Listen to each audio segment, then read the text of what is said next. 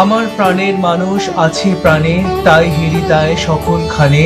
আছে সে নয়ন তারায় আলোক ধারায়, তাই না হারায় ওগো তাই দেখি তাই যেথায় সেথায় তাকাই আমি যে দিক পানে।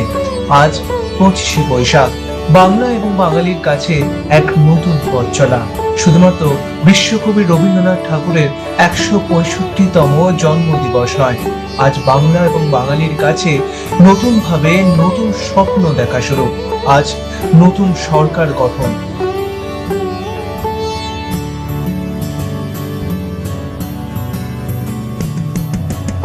তেরো বছর পর ফিরে পাওয়া গঙ্গা পাড়ের সেই লাল বাড়িটা, 13 বছর পর বিনয় বাদল দীনেশের স্মৃতি আঁকড়ে ধরে এগিয়ে চলবে এক নতুন সরকার।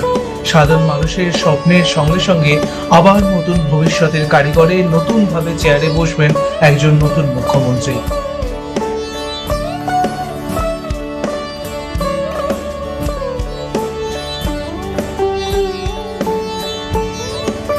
1777 সালে থমাস লিওন সাহেব তৈরি করলেন এক অত্যাধুনিক ডিজাইন, যা 1780 সালে তৈরি হলো রাইটার্স বিল্ডিং এর নাম ধরে।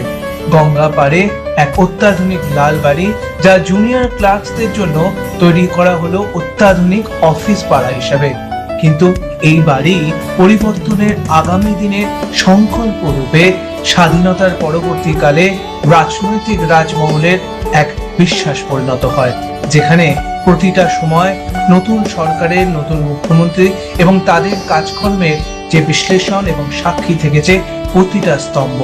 আজ সময় পেরিয়ে গেছিল, 2011 সালের পর থেকে এই লালবাড়ি হারিয়েছিল তার স্মৃতি। আজ 2026 সালে আবার ফিরে পেয়েছে লালবাড়ির স্মৃতি, হয়তো অন্য রঙে, হয়তো অন্য মুখ্যমন্ত্রীর নামে।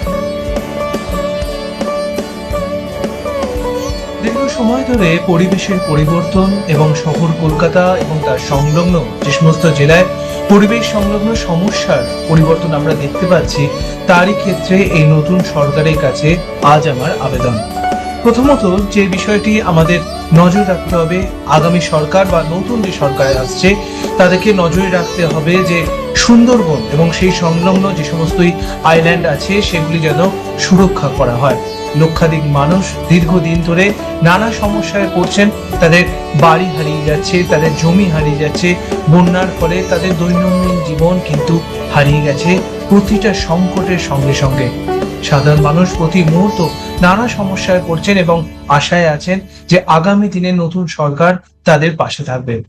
ম্যানগ্রোভ এবং মিষ্টি প্রজেক্ট, যে প্রজেক্ট নিয়ে আমরা বারবারই গর্ব করি, সেই ম্যানগ্রোভ যে উৎপাদন ক্ষমতা এবং তার বৃদ্ধি বারবারই কিন্তু সুন্দরবনকে বাঁচানোর সংকল্প নিচ্ছে ঠিকই, কিন্তু আগামী দিনেও এই রক্ষা কিন্তু করতে হবে নতুন প্রযুক্তিগত ভাবনা এবং তার সঙ্গে সঙ্গে কিভাবে পরিবেশকে বাঁচিয়ে এবং পরিবেশকে কোনোভাবে ধ্বংস না করে এগোনো যায় সেই সংকল্প নেওয়াও কিন্তু এই সরকারের প্রধান কর্তব্য।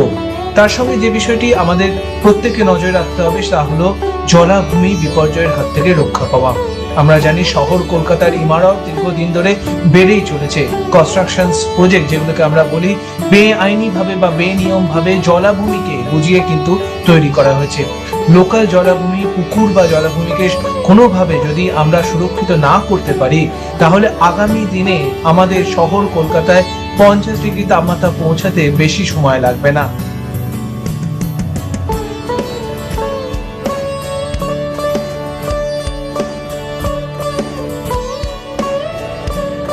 আমি একজন বর্ষিয়ান পরিবেশ প্রযুক্তি হিসেবে আশা করি সরকার অবিলম্বে পরিবেশের উপর ঘটা বিভিন্ন অপরাধ, যেটাকে আমরা এনভায়রনমেন্টাল ক্রাইম, সেটা খুব তাড়াতাড়ি বন্ধ করবে। যেমন আমরা দেখি শহর এবং শহরতলিতে সর্বত্র যেভাবে পুকুর ভরাট হচ্ছে, বেআইনিভাবে জলাজমি ভরাট হচ্ছে, সেইগুলোকে পুনরুদ্ধার বা রেস্টোরেশন দেওয়া।